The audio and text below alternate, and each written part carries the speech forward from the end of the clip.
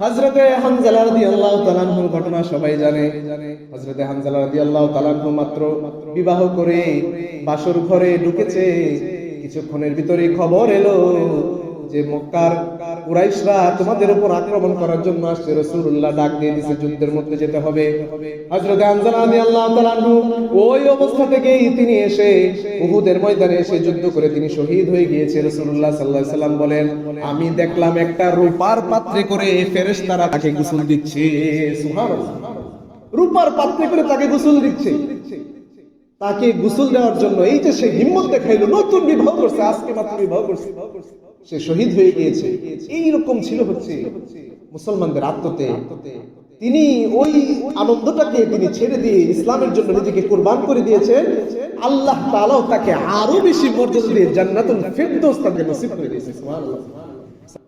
হিজরি সনের তৃতীয় বৎসর শাওয়াল মাস মসজিদে নববী থেকে 5 কিলোমিটার দূরে বদরের প্রান্তরে মুশরিকরা কাফেররা যখন পরাজিত হলো, এরপরে যে যুদ্ধ হয়েছিল সেই যুদ্ধের নাম হচ্ছে উহুদের যুদ্ধ। মসজিদে নববী থেকে তাকালেই 5 কিলোমিটার দূরে দেখা যায় উহুদের সেই পাহাড়গুলো। যারা হজে গিয়েছে তারা দেখেছে। বদরের প্রান্তরে যখন মুশরিকরা মক্কার কাফেররা পরাজিত হলো, তারা তাদের বাড়িতে চলে গেল। এদিকে মদিনার মধ্যে কুরআন শিক্ষা, হাদিস শিক্ষা, তালিম, তারবিয়ত চলছিল। মদিনার অবস্থা খুব স্বাভাবিক ছিল। কিন্তু ওইদিকে কুরাইশরা তারা চুপ থাকতে পারে নাই। প্রতিশোধের আগুনে তাদের হৃদয়টা জ্বলছিল। তারা বারবার চিন্তা করছিল, আমাদের পিতা, আমাদের ভাই, আমাদের আত্মীয় স্বজনদেরকে যারা মেরেছে তাদেরকে আমরা শেষ করে ছাড়ব। এই অবস্থার যখন তৈরি হলো, মক্কার কাফেরদের মধ্যে সবচেয়ে বড় বড় কাফের যারা ছিল, আবু জেহেল, উতবা, সাইবা, সকলেই যখন বদরের মধ্যে মৃত্যুবরণ করলো, মক্কার কুরাইশেরা আবু সুফিয়ানকে নেতা বানিয়ে উহুদের যুদ্ধের জন্য প্রস্তুতি নিল। প্রত্যেক ঘর থেকে টাকা উঠাতে লাগলো। প্রত্যেক ঘরের যুবক যে ছেলেরা ছিল তাদেরকে সুন্দরভাবে সেনাবাহিনীতে যোগ করলো। যাদের পিতা, যাদের ভাই বদরের প্রান্তরে শহীদ হয়েছিল তাদেরকেও তারা সেই দলে যোগ করলো। একসাথে করে একতাবদ্ধ হয়ে শক্তিশালী হয়ে তারা উহুদের প্রান্তরে আসার জন্য প্রস্তুতি গ্রহণ করতে লাগলো। 3000 সৈন্য, 700 বর্ম, 200 ঘোড়া এবং 300টি উট নিয়ে তারা বদরের যুদ্ধের প্রতিশোধ নেওয়ার জন্য উহুদের প্রান্তরে রওনা হয়ে গেল। এই উটগুলোর সঙ্গে সঙ্গে তারা 15 জন মহিলা নিল। এই মহিলাদের দায়িত্ব ছিল তারা নাচ গান গেয়ে সৈন্যদেরকে তারা উজ্জীবিত করে রাখবে। এইভাবে করে তারা উহুদের প্রান্তরে তারা চলে আসতে লাগলো। এই কথা শোনার পরে নবী করিম সাল্লাল্লাহু আলাইহি ওয়াসাল্লাম যারা মুহাজির হয়েছিলেন মদিনায় চলে আসছিলেন এবং যারা মদিনাবাসী ছিলেন, আনসার ছিলেন, সকলের মধ্য থেকে একসঙ্গে করে একটা দল তৈরি করলো। 1000 মানুষের একটা দল। তাদের দল কত? 3000। আর মুসলমানদের দলের সংখ্যা 1000। মুসলমানদের 100টি বর্ম ছিল, 50টি ঘোড়া ছিল। তাদের থেকে কম না বেশি? অনেক কম। এরপরে 3টি বাহিনী করা হয়েছিল। একটি হচ্ছে মুহাজির বাহিনী, একটি আউস বাহিনী, একটি খাজরাজ বাহিনী। এই 1000 মানুষদেরকে নিয়ে উহুদের প্রান্তরে নবীজি রওনা করলেন। পথিমধ্যে সাউদ নামক স্থানে মুনাফিকদের সর্দার আব্দুল্লাহ ইবনে উবাই, সে পথিমধ্যে তার 300 জন লোকদেরকে নিয়ে সেই পিছনে সরে গেল। এখন কত হইল? 700 বিরুদ্ধে 3000 উহুদের প্রান্তরে রওনা করলো। কাফেররা উহুদের প্রান্তরে চলে আসলো। মুসলমানরাও মুখোমুখি হয়ে গেল। একসঙ্গে মুখোমুখি হওয়ার পরে কাফেরদের মধ্য থেকে তালহা এগিয়ে আসলো, বলল, কে আমার সঙ্গে যুদ্ধ করবা? মুসলমানদের মধ্য থেকে হযরতে জুবাইর রাদিয়াল্লাহু তাআলা আনহু বলল, আসো, তোমার সঙ্গে আমি সর্বপ্রথম যুদ্ধ করব। এই কথা বলার পরে হযরতে জুবাইর তালহাকে এক কূপ দিয়ে মেরে ফেললো।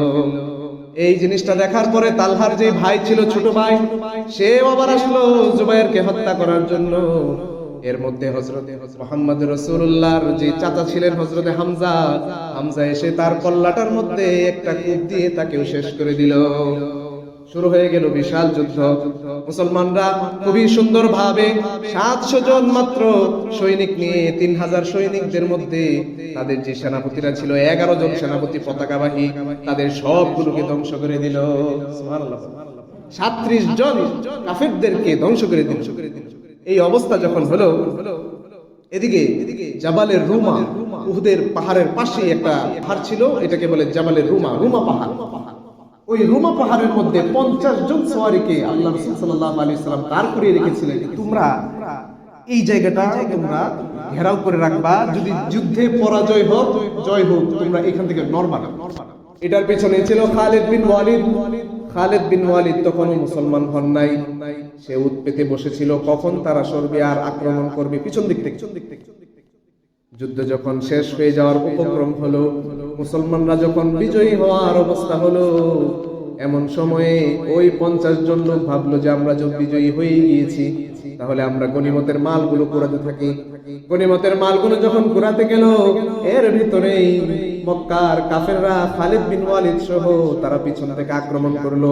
মুসলমানদের অবস্থা এমন হলো যে সামনেও শত্রু, পিছনেও শত্রু। তারা চিন্তা করলো এখন আমরা কি করব? এমন একটা বাধার মধ্যে পড়ে গেল, প্রায় 70 জন সাহাবী উহুদের ময়দানে শহীদ হয়ে গেল। হযরতের চাচা হযরত হামজা রাদিয়াল্লাহু তাআলা সহ 70 জন বড় সাহাবায়ে কেরাম তারা উহুদের ওই প্রান্তরে শহীদ হয়ে গিয়েছিলেন।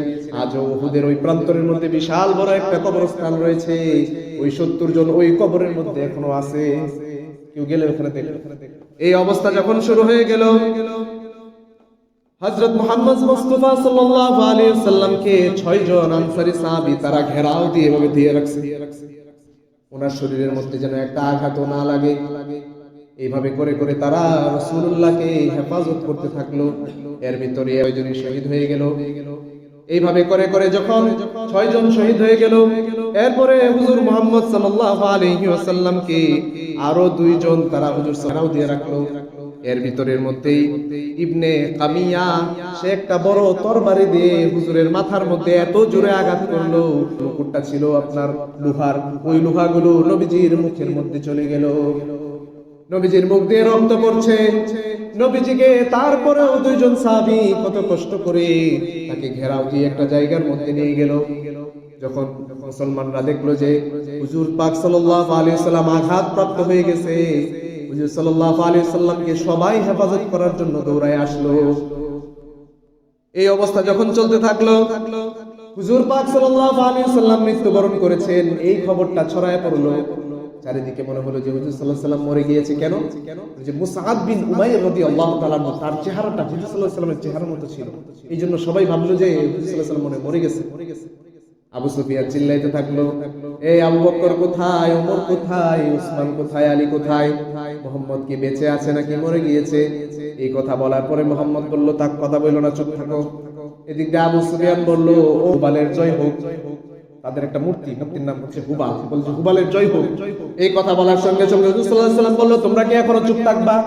এর ভিতরে ওমর রাদিয়াল্লাহু তাআলা আনহু বলে উঠলেন, আল্লাহু আ'লা ওয়া আজাল, আল্লাহই সর্বশ্রেষ্ঠ বলে তিনি বলে দিলেন।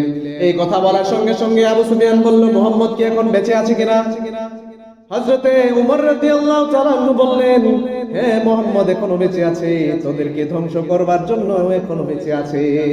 এই কথা বলার সঙ্গে সঙ্গে আবু সুফিয়ান বলল, ঠিক আছে তাহলে আজকে চলে যাচ্ছি, আগামী বছর আবার ফিরে আসবো। বলে যে ঠিক আছে যাও, আবার দেখা হবে। অনেক মানুষ মনে করে যে উহুদের ময়দানে মনে হয় মুসলমানরা পরাজয় বরণ করছে, কিন্তু এটা সত্য না। এরা যখন চলে যেতেছিল তখন পিছন দিক থেকে মুহাম্মদ রাসূলুল্লাহ সাল্লাল্লাহু আলাইহি ওয়াসাল্লামের সৈনিকেরা তাদেরকে ধাওয়া করছিল।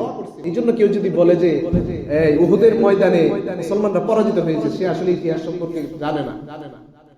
উহুদের ময়দানের মধ্যে কিভাবে মুসলমানরা আত্মত্যাগ করেছিলেন, মুসআব বিন উমাইরের ঘটনা আপনাদেরকে শুনিয়েছি। একটা হাত কেটে ফেলেছে, হাতের মধ্যে ছিল পতাকা। এই হাত কেটে ফেলার পরে বাম হাতে পতাকা নিল, তারপর বাম হাতটাও কেটে ফেলেছে। 2টা হাত কেটে ফেলার পরে দুইটা হাতের যেই জায়গাটা বাকি রইল ওই জায়গার বুকটাতে নিয়ে একসাথে করে তিনি পেয়ে আছেন। এর মধ্যেই কেউ হত্যা করে দিল।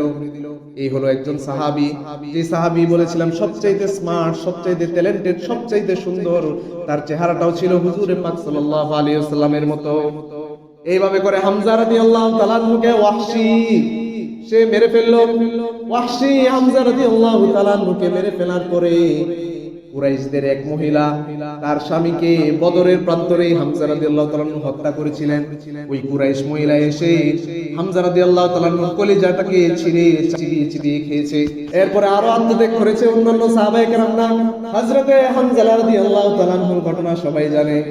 হযরতে হামজা রাদিয়াল্লাহু তাআলা আনহু মাত্র বিবাহ করে বাসর ঘরে ঢুকেছে, কিছুক্ষণের ভিতরে খবর এলো যে মক্কার কুরাইশরা তোমাদের উপর আক্রমণ করার জন্য আসছে। রাসূলুল্লাহ ডাক দিয়ে দিয়েছে যুদ্ধের মধ্যে যেতে হবে। হযরত হামজা রাদিয়াল্লাহু তাআলা আনহু ওই অবস্থা থেকেই তিনি এসে উহুদের ময়দানে এসে যুদ্ধ করে তিনি শহীদ হয়ে গিয়েছে। রাসূলুল্লাহ সাল্লাল্লাহু আলাইহি সাল্লাম বলেন, আমি দেখলাম একটা রূপার পাত্রে করে ফেরেশতারা তাকে গোসল দিচ্ছে। সুবহানাল্লাহ, রূপার পাত্রে করে তাকে গোসল দিচ্ছে।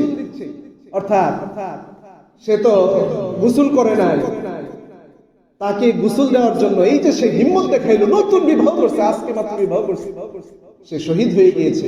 এইরকম ছিল হচ্ছে মুসলমানদের আত্মত্যাগ। তিনি ওই আনন্দটাকে তিনি ছেড়ে দিয়ে ইসলামের জন্য নিজেকে কুরবান করে দিয়েছেন। আল্লাহ তাআলা তাকে আরো বেশি মর্যাদা দিয়ে জান্নাতুল ফিরদৌস তাকে নসিব করে দিয়েছে। সুবহানাল্লাহ। সাদ বিন মুআজ ওনার মা আসলো সাল্লাল্লাহু আলাইহি সাল্লামের কাছে। মানুষরা বলল যে সাদ বিন মুআজের আম্মা তিনি মারা গিয়েছে বদর উহুদের যুদ্ধের মধ্যে। হুজুর পাক সাল্লাল্লাহু আলাইহি সাল্লাম তাকে সান্ত্বনা দিলেন যে মাগো তুমি কষ্ট পায়ো না। হুজুর সাল্লাল্লাহু আলাইহি সাল্লামকে ওই মহিলা বলে, ও নবী আপনি সুস্থ আছেন, এটাই আমার কাছে সবচেয়ে বড় সংবাদ। সুবহানাল্লাহ। আরেক মহিলার পিতা মারা গেছে, ভাই মারা গেছে, স্বামী মারা গেছে, তার কোনো খবর নাই। সে আয়েশা নবীজিকে বলে সবাই মরে যাক, আমার কোনো চিন্তা নাই, মুসলমানদের সর্দার আমার নবী, আমার পেয়ারা নবী বেঁচে আছে, এটাই আমার কাছে সবচেয়ে বড় জিনিস। এইজন্য রাসূলুল্লাহ ব্যাপারে কেউ যদি সম্মান হানি করে, আঘাত করে, আমাদের কলিজা ছিঁড়ে যায়, আমরা চেষ্টা করব আমাদের কলিজাটা ছিঁড়ে যেন রাসূলুল্লাহর জন্য দিয়ে দিতে পারি। মদিনার ওই আনসারদের যেই যারা মারা ছিল, বুড়া বুড়া মহিলারা ছিল, তারা রাসূলের জন্য এরকম পাগল ছিলেন।